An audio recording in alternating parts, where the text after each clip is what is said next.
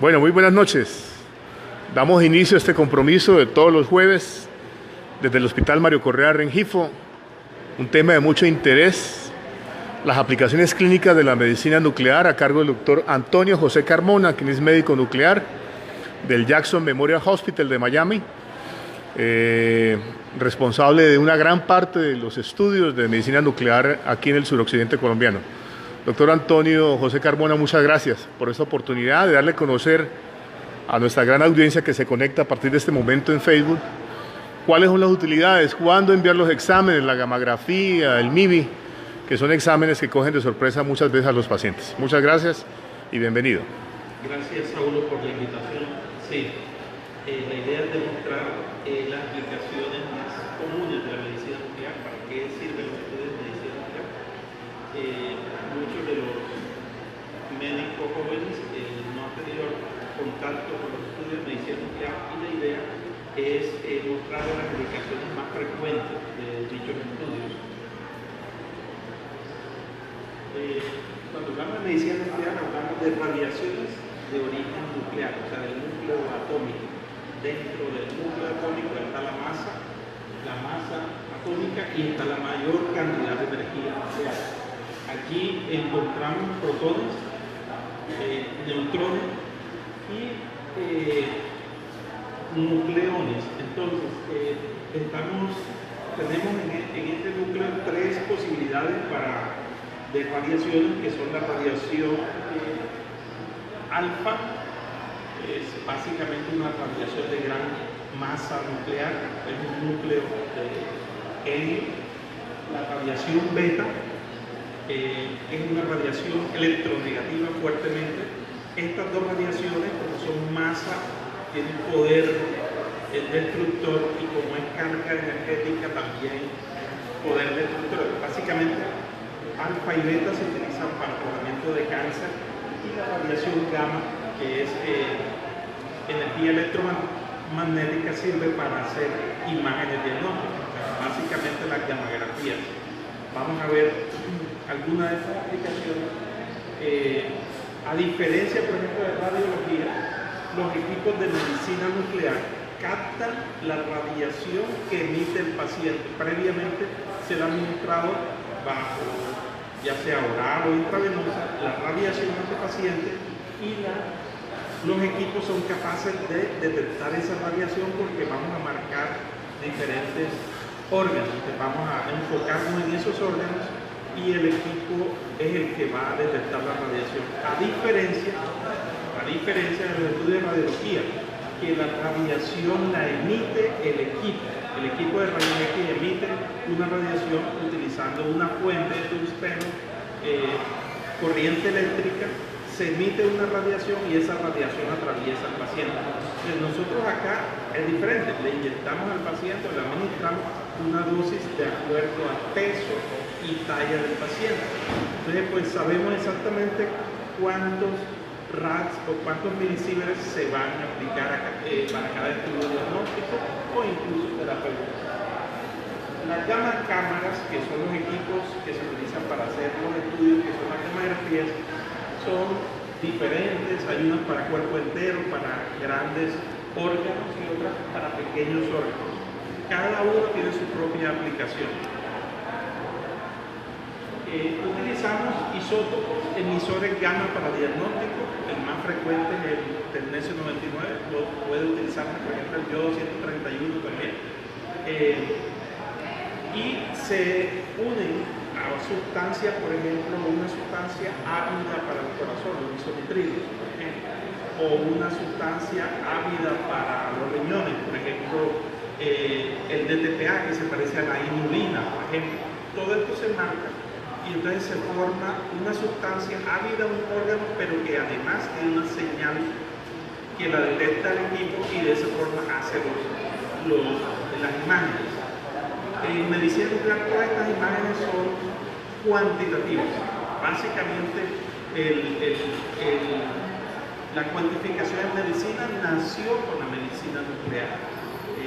La cantidad de agua corporal total, el oxígeno consumido, la glucosa con su vida, la cantidad de calcio de todo el órgano, todos esos son conceptos que nacen de cuantificaciones con isótopos, con medicina nuclear. Aquí voy a empezar a mostrar entonces, y aquí ustedes podrían preguntar, hay algunas cosas que son realmente pues novedosas. Aquí vamos a utilizar un fármaco que es un agente, una partícula que no interacciona mucho, es un agente bloqueador.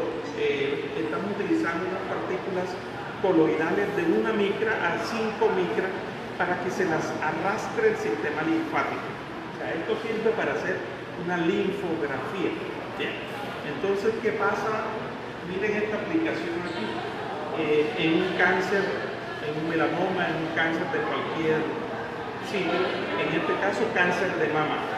Vamos a inyectar una sustancia que se la llevan los linfáticos, muestra el sistema linfático y se inyecta cerca del tumor. La idea es que los ganglios linfáticos que drenan ese tumor se van a marcar y ese ganglio linfático se toma, se biopsia y se determina si hay enfermedad localizada, o sea, acá en el tumor, o si ya está en el ganglio, si es sistémico. Eso determina exactamente la terapia. La siguiente. Miren esto, por ejemplo, cáncer de mama frecuente ya se presenta en pacientes de 20, 30, 40 años. Una paciente joven, lo importante que es para ella no perder la movilidad del brazo. Anteriormente, algunos de nosotros vimos las linfadenectomías totales de la axila, donde prácticamente se incapacita todo el brazo del lado del tumor, y además las mastectomías estas grandes, totales, deformantes, donde se llevan el pectoral mayor. Y esto ahora, la diferencia, donde solamente hace una tumorectomía y donde quitan un solo ganglio, que es ese ganglio, el primer ganglio que drena el sitio del tumor y que se denomina ganglio centinela.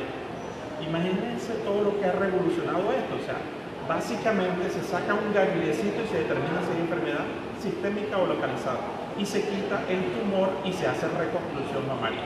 Incluso ustedes han escuchado, Angelina Jolie le hicieron una mastectomía bilateral, le ponen sus prótesis y le hacen sus biopsias a cada lado, y allí ella tiene sus mamas, que pues, son mamas de prótesis, pero no hay ninguna deformidad y la persona pues no pierde la estética. Así es. Miren esto, por ejemplo, aquí en un melanoma en el cuero cabelludo. Se inyecta alrededor del melanoma y miren que el ganglio centinela puede estar en cualquier lado. Puede estar en cualquier lado, en la cara, en el cuello. En este caso está en la espalda del paciente, ¿no? Entonces se marca allí, se hace un registro en la piel del paciente, y el cirujano entra con una sonda que se denominan sondas de gamma centelleo, unas sonditas que sirven para localizar la profundidad. Saca el ganglio, lo ponen en una bandeja, le ponen la sonda y la sonda pita, o sea, ese era el ganglio, ese es el ganglio que va entonces a patología. Esto, al principio los cirujanos necesitaban un entrenamiento especial. Esto es tan sencillo, hace parte ya del arsenal de la instrumentación quirúrgica, donde una persona empieza a utilizarlo y le dice, esto tiene que pitar cuando, y mira que ahí está pintadito. Entonces, pues lógicamente, ahí hace la incisión, cerca hace la incisión, se va y la encuentra, porque es que si se aleja, deja de pitar. Y si la busca, si está cerca, pita más, y si lo saca, pita acá en la bandeja. O sea, es más fácil, no puede ser. Entonces, la aplicación en este momento, por ejemplo, cambia todo el concepto de la quimioterapia de este paciente, porque puede que sea una enfermedad localizada.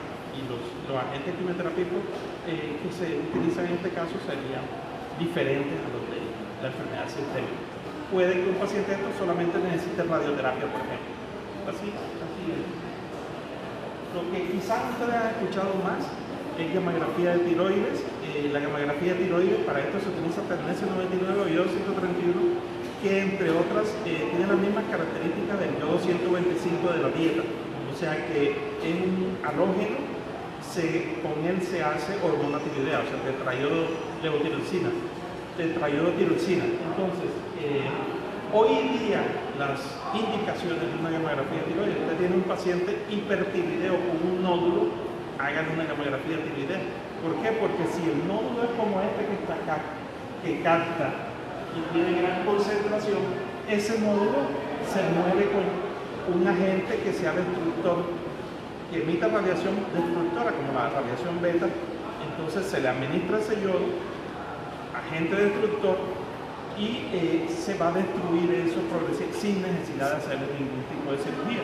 Y ustedes saben, por ejemplo, pacientes con nódulos óseos multinodulares son pacientes generalmente mujeres, pacientes de más de 60, 70 años. Entonces son pacientes de cierto riesgo quirúrgico. Al darle yodo radioactivo, pues se evita ese riesgo quirúrgico. Sirve, por ejemplo, en los niños. En los niños hay veces que se ven y la gente piensa, esto es un quiste tiroideo, pero ojo que la glándula tiroides migra desde la base de la lengua hasta la región del cartílago laríngeo.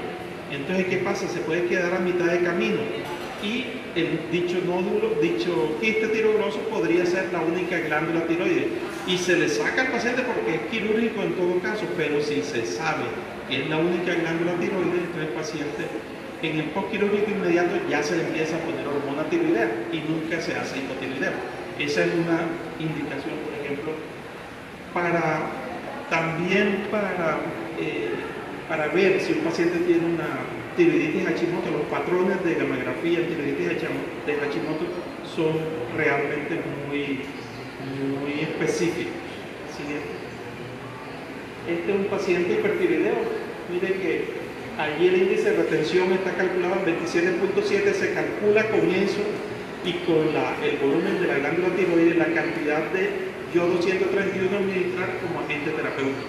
En los Estados Unidos, después de 6 meses de un paciente hipertiroideo, si no se le da yodo radioactivo, es mala práctica médica. Aquí uno ve pacientes de 10 años hipertiroideos tomando metilmazol y hasta que no hacen una alergia, una discrasia o un sangrado intestinal, no se les administra yodo radioactivo. Pero lo cierto es que después de 6 meses, si el paciente persiste hipertiroideo, debe administrarse el yodo radioactivo.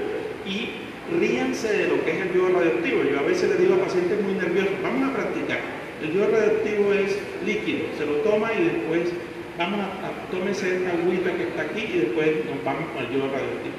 La señora se toma, la persona, su vasito con agua y bueno, sí, ahora sí, ya se me pasó el miedo, vamos a tomarnos el yodo. Ese era el yodo, no sabe nada, es como si fuera agua. Entonces así le hacemos y realmente pues el yodo no tiene ningún tipo de... Lo único es que después de administrado el paciente debe estar en aislamiento 3 días en su habitación. Glándulas paratiroides. El tejido paratiroideo, cuando se vuelve tumoral, tiene una tasa de replicación alta. Entonces se comporta como un verdadero tumor. Un adenoma paratiroideo tiene una tasa de replicación tan alta que parece un tumor de crecimiento y acumula agentes que marcan esas tasas de crecimiento altas. Los isonitrilos se acumulan en las mitocondrias. Entonces, y se parecen los isonitrilos al tecnecio libre. Entonces en la primera fase marca tecnecio y marca tiroides y paratiroides, y en las fases tardías marca solamente la fase paratiroidea. Entonces una gamografía de glándulas paratiroides donde se ve aquí la tiroides y la paratiroides y al final solamente queda la paratiroides. Paratiroides es un adenoma de la región paratraqueal inferior izquierda. Allí entra el cirujano, saca su adenoma y se acabó el problema. Paratromona elevada con calcio elevado y los pacientes hacen cálculos, hacen problemas a veces tumorales óseos, hacen el famoso tumor pardo del hiperparatiroidismo.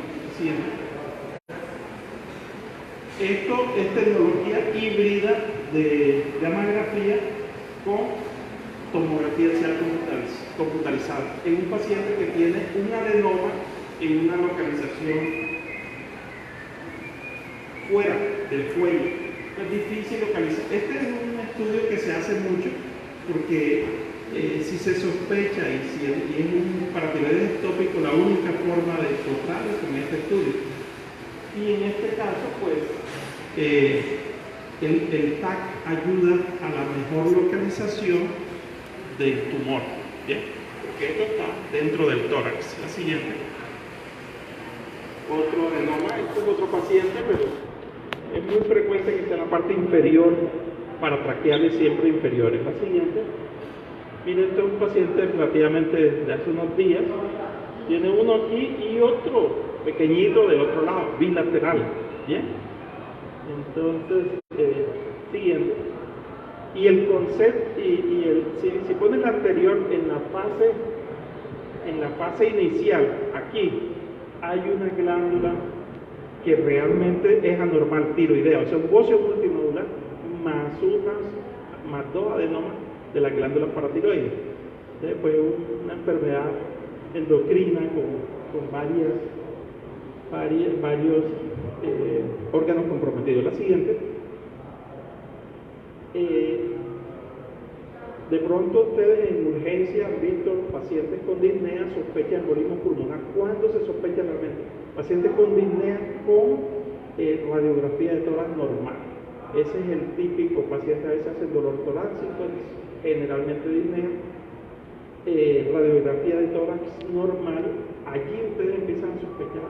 Y además de eso, en la clínica pues están los factores de riesgo. Pacientes generalmente tienen algún factor de riesgo para hipercoagulabilidad y eso nos ayuda a pensar.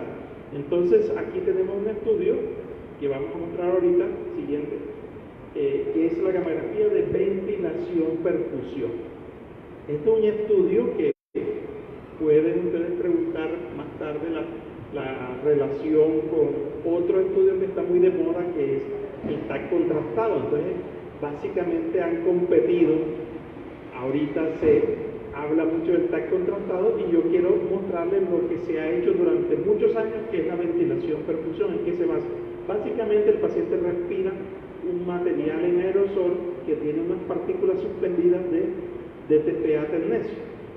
Y después esa ventilación, se toman las imágenes, que son estas que están aquí, se comparan con las imágenes de perfusión que se utiliza albúmina humana, son partículas de 50 a 100 micras que impactan los capilares pulmonares, se utiliza unas 100.000 partículas, hay unos 100 millones de capilares, 100.000 partículas, una por cada millón se inyecta y eso nos da como un mapa de la vasculatura pulmonar. Entonces, ventilación debería estar normal porque es un fenómeno embólico vascular y la perfusión debería estar alterada. Entonces, esto es lo normal.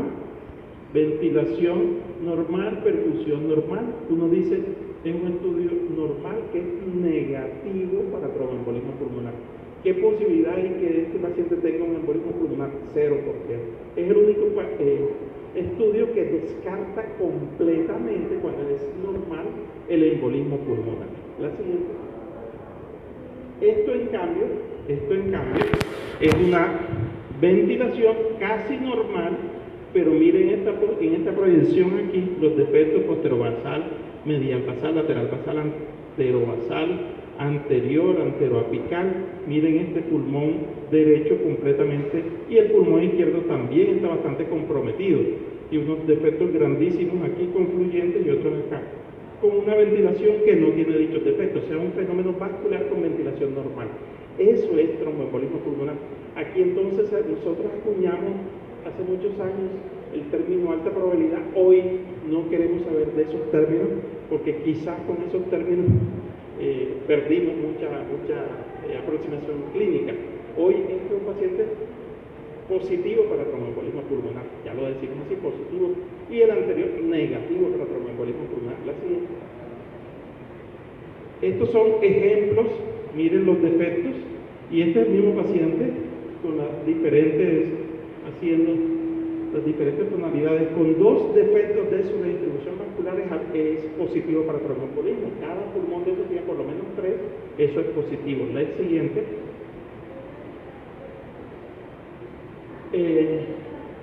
Este es un paciente que es el típico tromboembolismo recurrente, crónico, que conlleva a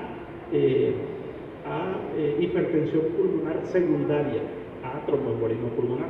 Esto es pequeños émbolos en toda la periferia que producen estos defectos, que alteran así el pulmón y que terminan dañando la hemodinamia pulmonar. Bien, la siguiente.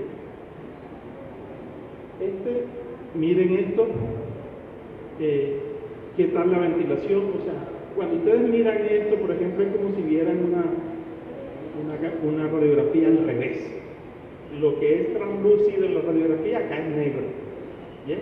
Y lo que allá se ve negro, acá no se ve prácticamente. O sea que aquí es como si estuvieran viendo una radiografía en anterior y en posterior, y eso lo están viendo acá también en la ventilación. Este es anterior y este es posterior, aquí las trocaron. Pero básicamente es un estudio que es normal, es un estudio normal, es un estudio que es negativo. Yo me puse a hacer de pronto en Colombia, incluso metimos algunas personas de otros países, Argentina, Chile, Perú,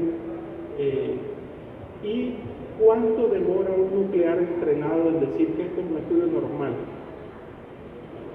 A ver, Saulo, ¿cuánto dirías tú que demora? ¿O pasaría? 3 segundos. Fue el promedio, 3 segundos. O sea, es tremendamente fácil. Yo lo traía para preguntarle, ¿ustedes qué opinan de esto? ¿Es normal? O sea, lo más difícil en la interpretación de un estudio de TAC contrastado es la normalidad. Es todo lo contrario, ¿sí me entiendes? Porque hay que revisar 1500 imágenes y no encontrar nada en esas 1500 imágenes. Para ellos es más fácil encontrar la anormalidad. Son estudios diferentes. Este es un estudio que ha venido, medicina nuclear no se ha aumentado el número de laboratorios en el mundo significativamente, mientras que el TAC contrastado es lo que más ha aumentado. El TAC es lo que más ha aumentado en imágenes diagnósticas. Entonces, básicamente, el TAC va para arriba y esto va para abajo. Pero la utilidad de esto, para demostrar que un estudio es negativo para tromboembolismo pulmonar, es 0% la probabilidad de que un paciente de estos tenga realmente tromboembolismo pulmonar. El costo, exactamente. Aquí en Colombia hay un estudio que vale 500.000 pesos, la mitad de lo que vale un TAC contrastado, $1.000.000 aproximadamente un TAC contrastado. La radiación que se administra acá para la madre es 3, 4, 5 veces menor que, por ejemplo, si fuera una mujer embarazada, que es quizás el campo más crítico que tendríamos, 5 veces menos radiación que la que da el TAC contrastado. En el feto es la misma cantidad que la que da el TAC contrastado. Serían los puntos más álgidos allí, que es radiación, costo. ¿Bien? En Estados Unidos el costo de la medicina nuclear es alto aquí en Colombia, pero en Latinoamérica es parecido con respecto al TAC contrastado, o sea, es la mitad del valor. 500.000 pesos, $1.000.000. Así es.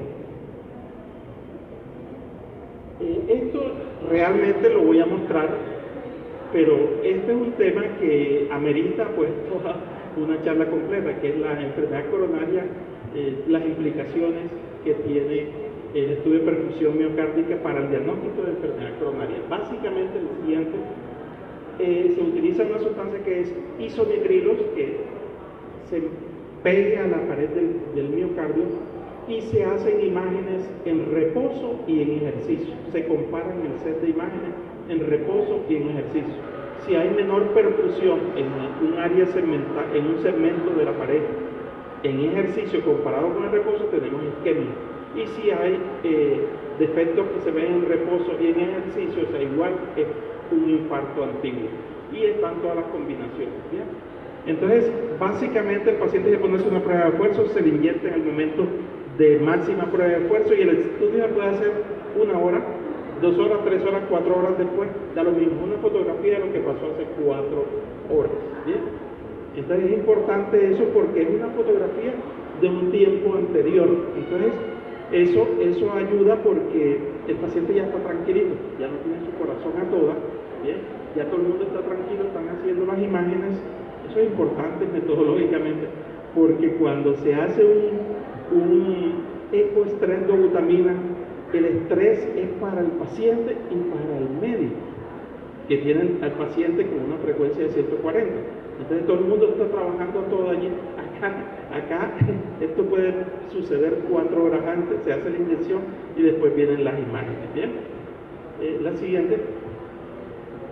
Y eso es lo que se ve. Entonces, se hace una reconstrucción de dichas paredes en estrés y reposo, se cuantifica cada uno de esos segmentos y el computador le puede decir a usted esto es normal o esto es anormal. Eso quiere decir, cuando hablamos de que un computador lo puede decir, es que esto es reproducible.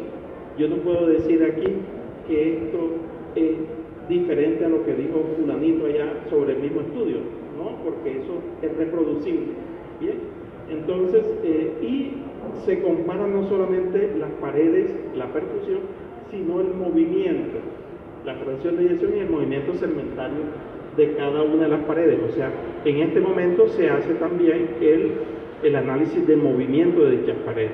Eso se llama gate SPECT y es la norma en todos los estudios de medicina nuclear. O sea, en este momento todo el mundo lo hace, en todas partes del mundo lo hace, y si no se hace, no está bien hecho el estudio. Es la norma. La siguiente. Y además de eso, pues se conocen que cada una de las paredes tiene las irrigaciones, entonces uno puede decir con cierta aproximación, hay un compromiso de la pared inferior, o sea que es la coronaria derecha, pared anterior, es la descendente anterior, la pared lateral, en la circunfleja uno puede decir que la siguiente. Esos son ejemplos de lo que se ve, por ejemplo, en un infarto subendocárdico, en una isquemia. Se ve así, pero la otra parte, que es el esfuerzo, la otra parte, el reposo, se ve prácticamente normal. ¿Bien? La siguiente. Y estos son los mapas polares, que son las formas de cuantificar. El computador cuantifica el área afectada. Entonces aquí cada segmento esto tiene 5. Entonces 1, 2, 3, 4, 5, 6, 7, 8. 40% de miocardio necrótico. Entonces uno lo cuenta, sí, el computador igual puede decir 39, 38% de miocardio necrótico. O sea, por eso es que estos estudios son reproducibles, no dependen y no son dependientes del operador, los hace y los cuantifica el computador. La siguiente. Quizás también han visto mucho de esto, gamografía ósea, eso es lo normal, la distribución normal. La gamografía ósea ustedes la conocen como seguimiento, pronóstico, valoración de pacientes con cáncer, pero tiene otras aplicaciones. Vamos a mirar la siguiente. Esto, por ejemplo, es enfermedad metastásica, 71 años, debe ser un CA de próstata con múltiples lesiones, entonces el número de lesiones determina el pronóstico. Los que están peor son los pacientes que hacen el denominado superscan, donde el 60% de todas las estructuras óseas están comprometidas. La siguiente. Este es un CA de ovario, miren, se ven algunas lesiones allí, pero acá es más claro las lesiones líticas. Estas son líticas, fotopénicas y blásticas hipercaptantes. Hay compromiso, hay más de 20 lesiones allí. La siguiente. Para el seguimiento, el paciente generalmente en sea de próstata, sea de pulmón, sea de mama, cada año tiene un estudio. Y esto es lo que uno está acostumbrado a ver en pacientes que tienen progresión de la enfermedad. O sea, y igualmente, si el paciente empieza a recibir quimioterapia, ¿cómo mejora? Si el tumor es sensible a la terapia antiandrogénica, ¿cómo se van desapareciendo las lesiones metastásicas? Entonces sirve para las dos cosas, ¿no?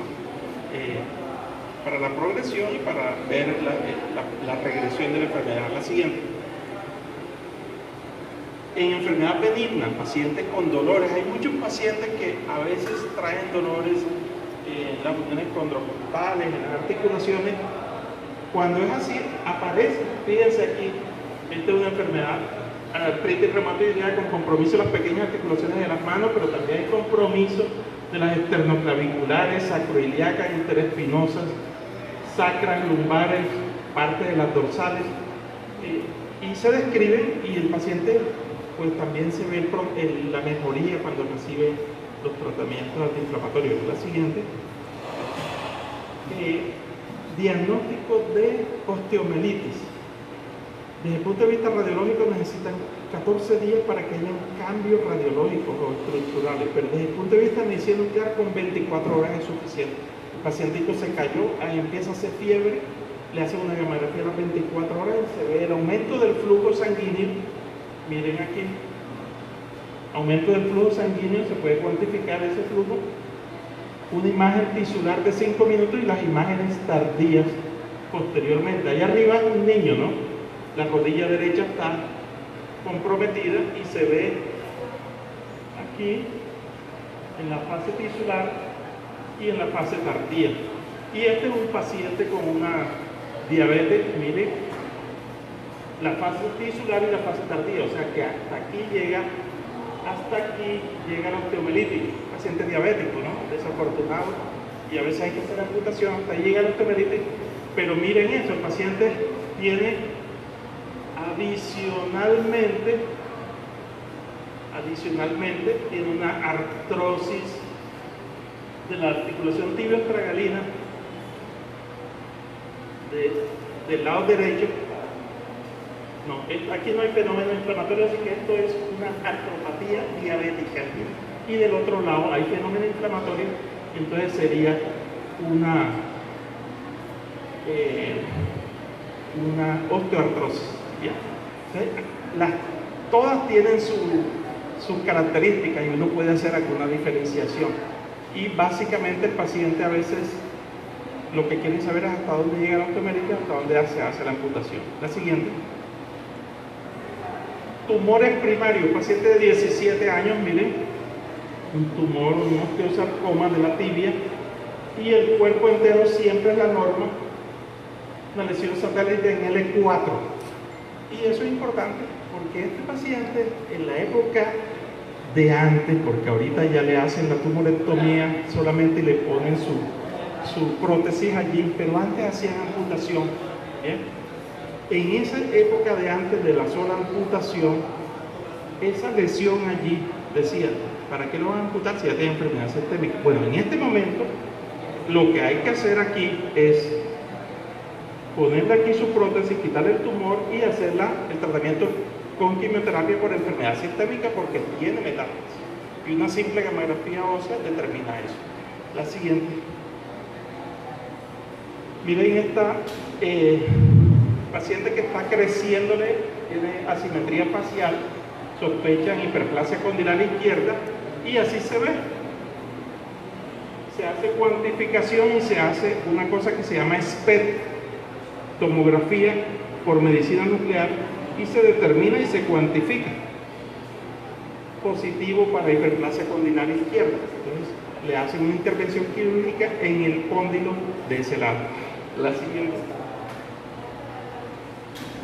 Miren estas aplicaciones ya en pediatría. Hepatobiliar, ictericia neonatal, diagnóstico diferencial, atresia de vías biliares, aquí usted no ve nada en el intestino, y acá hay algo en el intestino, entonces una hepatitis neonatal donde alcanza a eliminarse algo y a mostrarse actividad que pasa por la vía biliar. Básicamente si está en intestino porque hay vía biliar presente y pasó por allí. Entonces ese diagnóstico diferencial lo hace gamografía hepatobiliar con IDA, porque el IDA es una sustancia que se metaboliza, se conjuga, hace todo como si fuera bilirrubina, como si fuera hemoglobina formando bilirrubina. La siguiente. Esto ya en el adulto, pacientes con dolor en el hipocondrio derecho de tipo agudo, está la posibilidad de una colecistitis. Bueno, la colecistitis se caracteriza por un estudio donde no se muestra la vesícula nunca, porque el cístico se inflama, no llega a la vesícula, entonces vesícula excluida en pacientes con dolor en el hipocondrio derecho es colecistitis aguda. El diagnóstico más específico, pregunta del examen para medicina interna, ¿cuál es el estudio más específico para colecistitis aguda? Es la gamografía hepatobiliar con IRA. Ahora, en el paciente crónico, dolor crónico, las posibilidades son discinesia, mire que está llena, le dan una comida rica en grasa y queda allí, es generalmente por colecistitis crónica, que también es quirúrgica, pero bueno, da más tiempo, ¿no? Discinesia de la vesícula biliar y esta belleza acá, que es reflujo duodeno-gástrico, y es de difícil tratamiento porque es un reflujo alcalino que no se maneja con antiácido, es diferente. La siguiente, sangrado intestinal en el niño, divertículo de Meckel, así se ve, y en el adulto marcamos eritrocitos del mismo paciente. Los inyectamos y se hace seguimiento durante 24 horas y se encuentra el sitio del sangrado. En medicina nuclear se marcan eritrocitos para sangrado, por ejemplo, para diagnóstico de hemangiomas hepáticos o de hemangiomas en cualquier lado. Se marcan leucocitos para diagnóstico de infecciones de origen desconocido y se marcan plaquetas para diagnóstico de fenómenos trombóticos múltiples. De todas, la que menos se hace en el día a día es la de plaquetas, ¿bien? Pero se puede hacer, porque lo de las ecos es mucho más barato, es más fácil de hacer y consiguen también los trombos, entonces pues eso acabó realmente con la motivación de estar marcando plaquetas, que es bastante difícil. Las plaquetas demoran apenas horas vivas, los leucocitos demoran días, los eritrocitos sí demoran mucho más, así que más días, 120 días se supone, pero para nosotros demoran 30, para nosotros 120 días es todo el ciclo. La siguiente. Miren, este estudio también es un estudio que tiene su competencia y ustedes deben saber que existe, que es poco invasivo, que no produce mayor radiación, es 30 veces la radiación que produce una fluoroscopia. Investigación de reflujo gastroesofágico, se puede marcar lo que sea. Si es un niño lactante, se marca la leche de la mamá. Si es un niño que toma biberón, se marca el biberón. Si es un adulto, se marca lo que ellos coman. Hace poquito hicimos un vaciamiento gástrico para un paciente vegetariano, pues su comida vegetariana se marca, se la administra y se hacen las curvas de vaciamiento. En este caso, es un paciente de 6 años, digamos que tomó jugo de naranja, ¿bien? Y se ve todo el porcentaje de reflujo, 3-4%. Cantidad de reflujo, se hacen 360 tomas y todas están.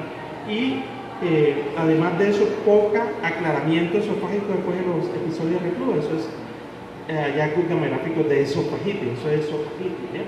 Pero miren esto, vaciamiento gástrico, 75%. Hay veces que el vaciamiento gástrico es el que está produciendo todo.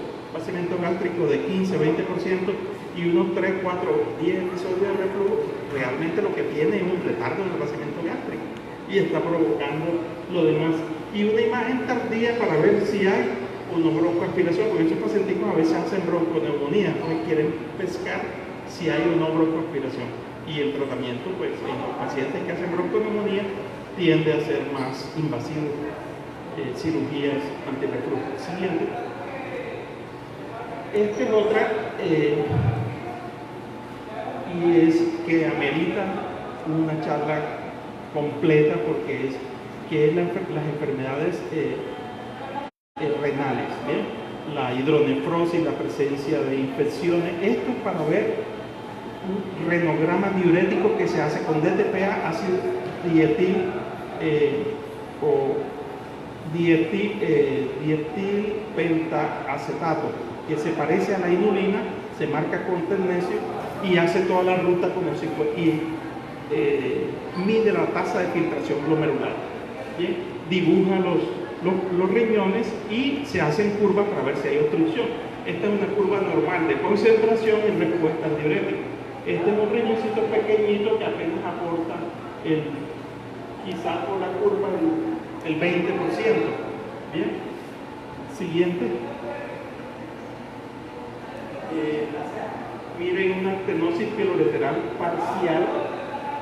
La curva llega, el riñón incluso funciona más que el otro, se está defendiendo y empieza a funcionar más que el otro para defenderse de la obstrucción, para vencer la obstrucción. Entonces tiene más del 50% de la función y al final cae, o sea que responde al diurético. Este es un paciente que no es quirúrgico, él se le hace una ecografía y tiene hidronefrosis. ¿Es quirúrgico? No. ¿Es por obstrucción? Sí, pero no es quirúrgico. ¿Sí?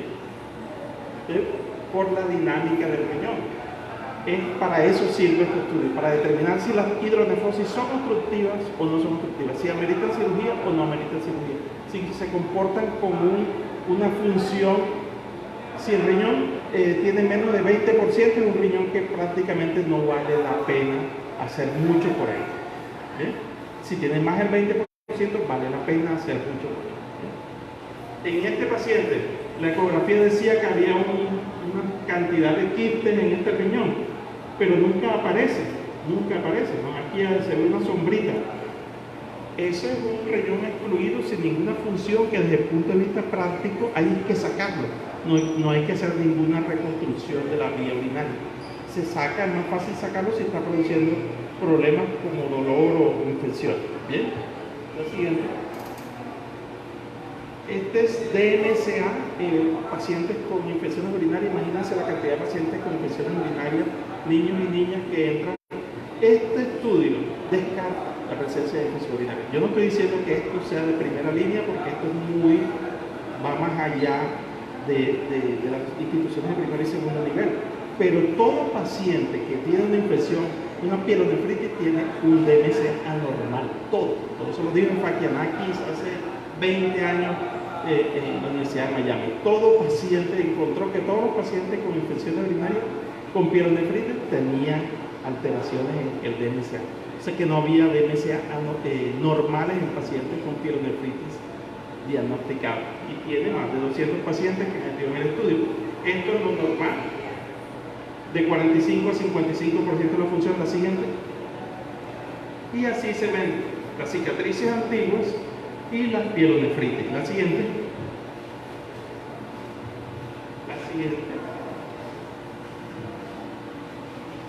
Miren esto, por ejemplo. Esto es un fenómeno reciente que todavía no ha producido cicatriz, pero que es una pielonefritis del polo superior derecho. La función 42%, 58% del otro lado. Y se le hace tratamiento y a los 6 meses le vuelve a hacer un estudio de eso y no tiene nada de raro que tenga ya casi 50%, 48%, y que no haya quedado ningún tipo de cicatriz.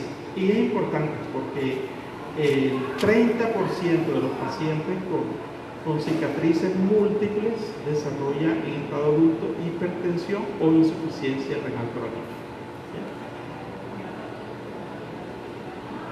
Esto es el futuro de medicina nuclear y hace referencia al tratamiento con agentes emisores, ya sea de radiación beta o de radiación alfa. En este caso es radiación alfa.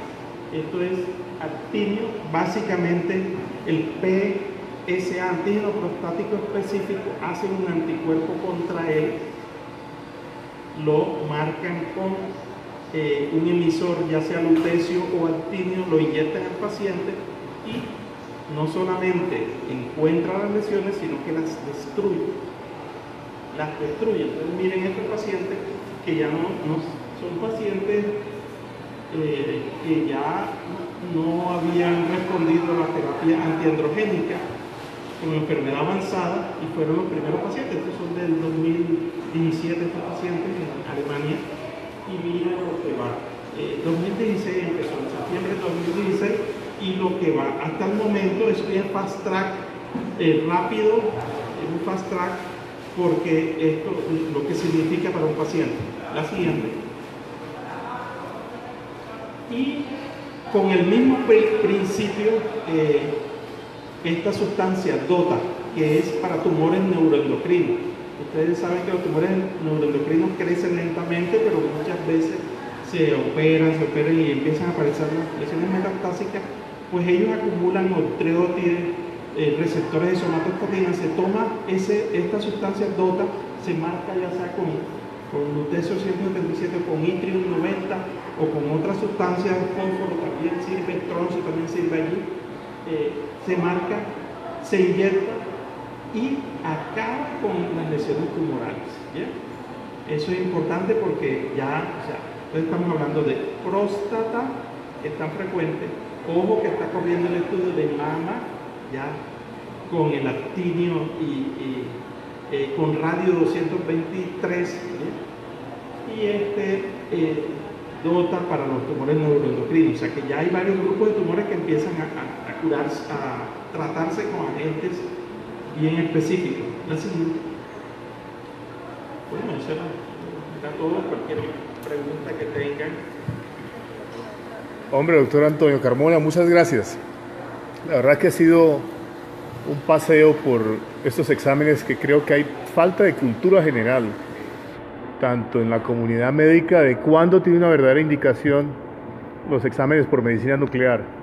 Solo como que creo que mencionó que ameritaría una presentación adicional el MIBI frente a, digamos, la cardiopatía dilatada, su sensibilidad, especificidad que tiene. ¿Cuál sería la recomendación de medicina nuclear para el MIBI en el paciente con enfermedad coronaria? ¿Cuándo tendría la mayor utilidad frente al ecoestrés? Bueno, o sea, el MIBI tiene una gran sensibilidad, tiene la ventaja de que cuantifica la isquemia y en los pacientes que tienen lesión multivaso puede decir el vaso más afectado es la descendente anterior o la coronaria derecha, o sea, la lesión culpable la determina. En los pacientes con enfermedad coronaria crónica, básicamente que lo que queda es el MIBI o los estudios de perfusión miocárdica con radioisótopos. ¿Por qué razón? Porque siempre el paciente va a tener alteración de la motilidad de las paredes. Entonces, no es posible determinar que en el esfuerzo con la dobutamina o con el ejercicio físico, esa pared cambió de su disinesia, se mueve ahora diferente. Eso es pura filosofía, sería muy difícil de determinarlo. Mientras que ver el grosor, ver la captación, cuantificarlo, ver la captación, cómo se comporta el cemento, eso sí se puede hacer con un estudio como la perfusión cardíaca. Básicamente en la enfermedad multivaso hace la gran diferencia. O sea, entre el paciente, por ejemplo, revascularizado, eso hace la diferencia. En el paciente revascularizado es tremenda la diferencia. Allí toma ventaja. En el paciente que se le hace una angioplastia, por ejemplo, y sigue con dolor. El paciente cada vez que hace ejercicio tiene dolor. Parece que aprendiese que cada vez que hace ejercicio hace dolor, pero ya le hicieron una angioplastia. El cardiólogo dice, pero ¿cómo es posible que esté con dolor si ya se le hizo una angioplastia? Ahora, le hace una prueba de esfuerzo y es posible que durante el dolor el segmento ST cambie, se eleve como si fuera isquémico. Entonces, le hacen un MIBI y si es por isquemia, aparece el MIBI. Si no es por isquemia, si es negativo, el pronóstico de ese paciente es igual ante el paciente que no tiene ninguna angioplastia, que no tiene enfermedad coronaria. Básicamente, esa es la gran diferencia.